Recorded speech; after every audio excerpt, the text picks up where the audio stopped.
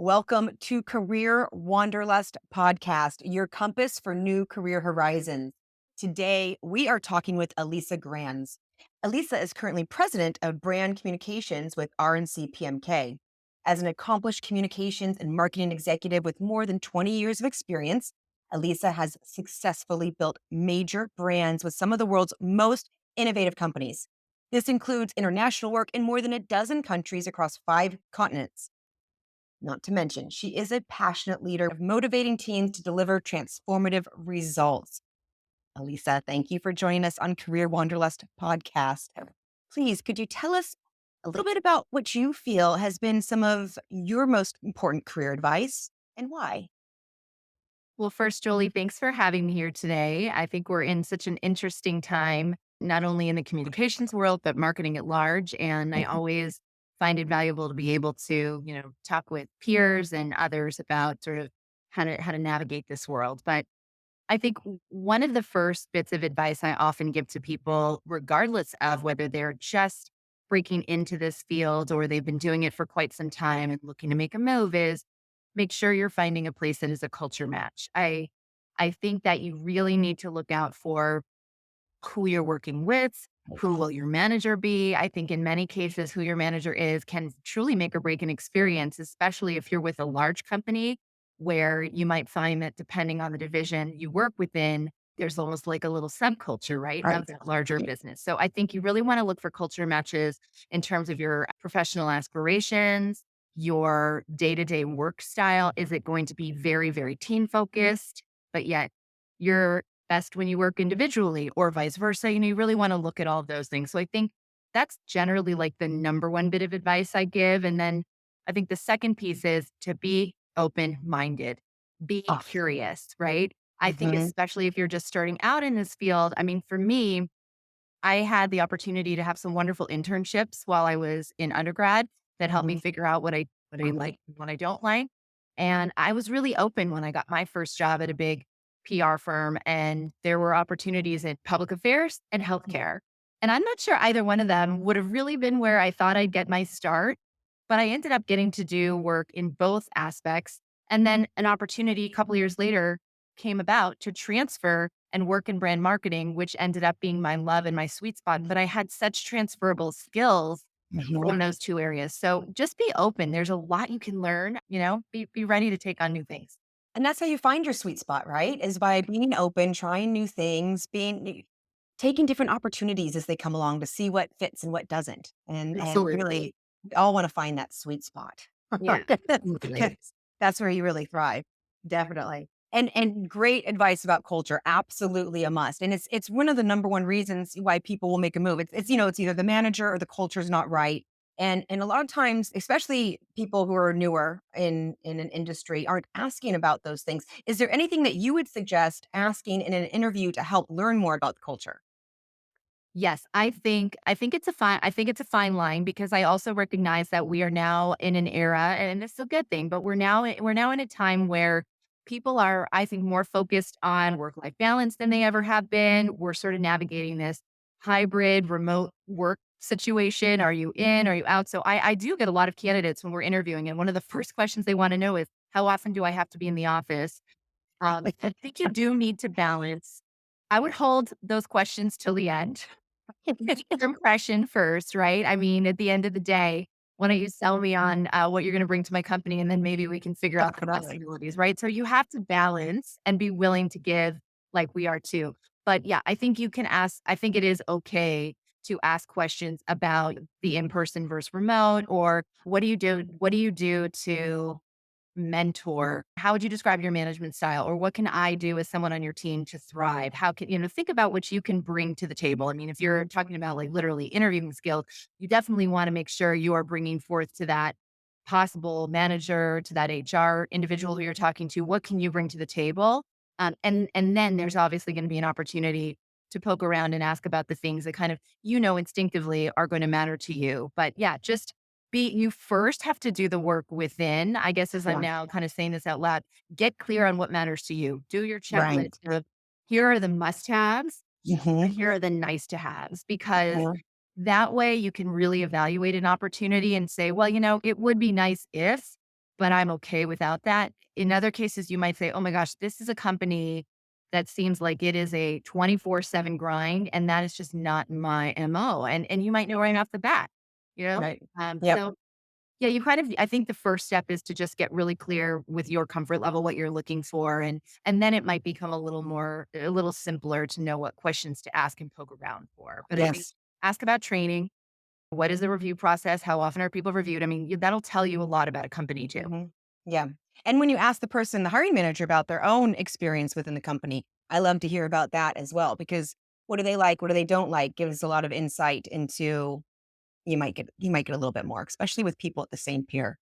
Yeah, that's a great point. Mhm. Now, I'm curious because you have great experience all around. Thank Is you. there a story that you could tell us about your Mhm. own experiences, that maybe like an impactful lesson or event that happened within your own work experience? What happened to you? What did you learn?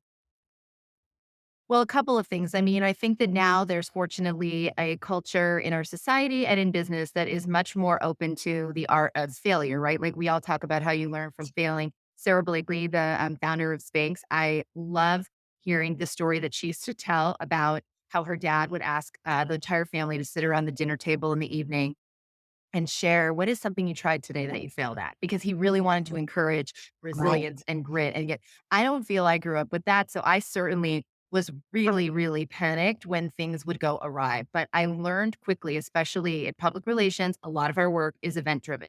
We're Mhm. often like building these incredible experiences that all the stakes are on how this event is going to be pulled off, how this announcement is made.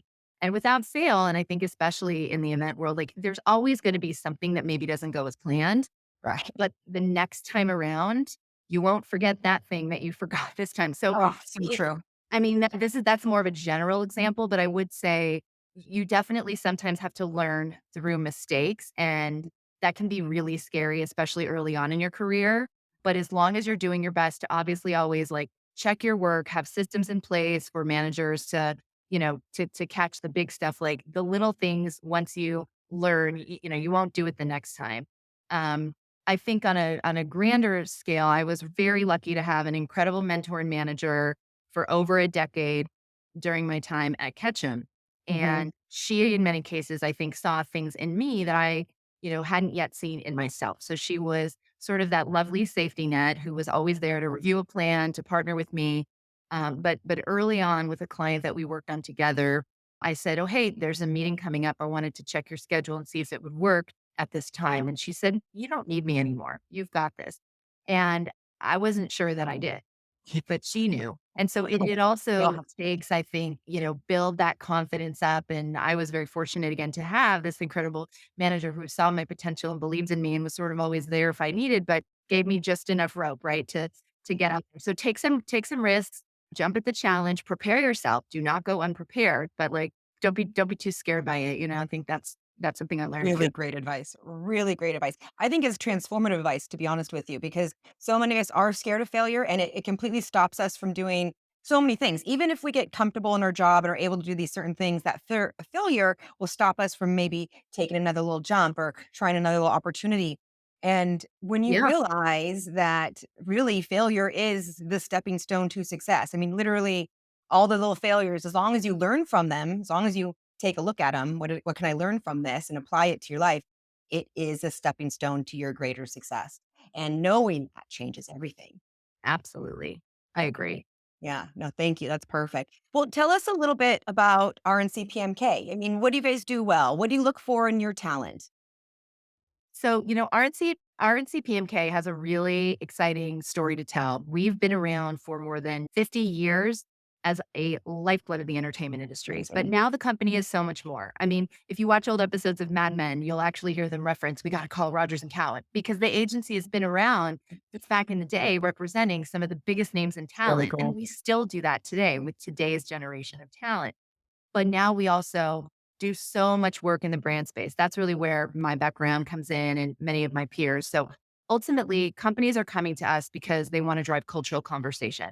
They want to do things that are going to be meaningful in society and are going to drive buzz. So we work with everyone from household name brands like McDonald's that have like 99% brand recognition just from the Golden Arches, much to actually businesses that like Masterclass, for example, is a former client of ours. They came to the agency before they'd ever launched. And we had a team of people who actually helped put them on the map and build that initial strategy. So it really runs the gamut from companies who are looking to find their place and debut in culture. And then in other cases, brands that are looking to maybe resonate with a different audience, take a different stance, do something bold that is actually going to garner the attention of the media and drive, of course, social conversation. It's like nowadays, a lot of our media are not even going to be interested in covering what you perceive to be as your client's news if it isn't drumming up a lot of virality in social. So we really kind of have to look at it from all those angles. It sounds like really exciting work all around, to be honest with you. It is. I mean, and like for years in my former life, I used to go to the Super Bowl all the time. And now I go to things like the Grammys. And of course, when you're sharing photos on social from these events, friends are going, "You have the best job in the world." And honestly, I kind of do. But it is really hard. And it is definitely not a 9 to 5 job. It's not for the faint of heart. I was talking with someone the other day who said, the higher you get up the ladder, the more you're kind of just solving problems all the time.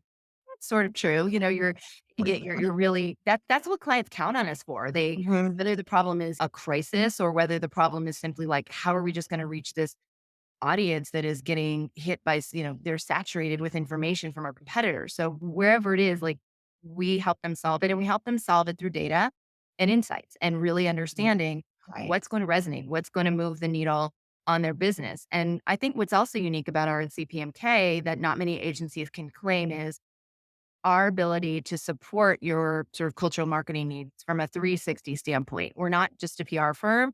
Mhm. We also do talent and influencer. We do brand integration. We do experiential partnerships. And then, of course, we also have the talent side of the house. So there have been times where, we were brainstorming for a client and an idea came up to do something with a celebrity. And I said, you know what? Let's just like walk down the hall and ask his publicist if this is something he'd ever actually do.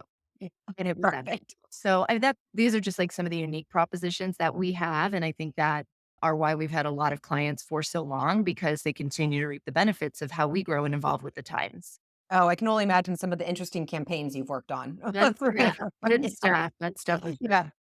Thank you. No, this has been great. Now, before you go, could you share with us maybe something that you've read or watched or listened to? Anything that had a positive impact on your life that you think someone else might benefit from as well? Oh, yeah. I mean, listen, one thing that comes to mind because I keep hearing from him in so many different places, Scott Galloway, Mhm.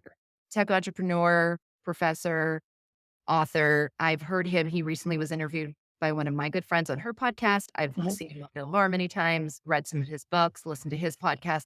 And my husband works in a completely different industry. My husband works in like the sustainability environmental Mhm. space, but we're both sort of like avidly following Scott's words because he Yep. is talking about the impacts of the world we live in and post pandemic on not just who we are in the workplace, Mhm. but how we are as humans at home and the impacts of technology for better, for worse. So for me, it's really impactful because I'm hearing him speak as a professional and I'm hearing him speak as a father. And he speaks a Mhm. lot about being a dad. Mhm. So I feel like I'm sort of getting this like, what would the right word be? It's almost like if efficient's not the word I'm looking for, but when I hear the advice he gives, I feel like I'm just getting a double dose of Right. really great insight that serves me in my mom role as much as it serves me in my leadership role at Love work. it. Yeah. Fantastic. I have not been following him, so that's going on my list. I Great. appreciate it. Alisa, thank you so much for joining Thank us on the you, Career Julie. Wanderlust podcast. This has been wonderful. I really appreciate it. And I look forward to keeping up the conversation. Definitely. Thank you for joining us on the Career Wanderlust podcast. If you find value in learning from others, give us a like and subscribe. If you're looking to grow your communications, marketing, public relations, or sales and biz dev team with the best talent and quickly, check us out at paradigmstaffing.com and submit a request. We are wishing you a most successful and fulfilling career. Until next time.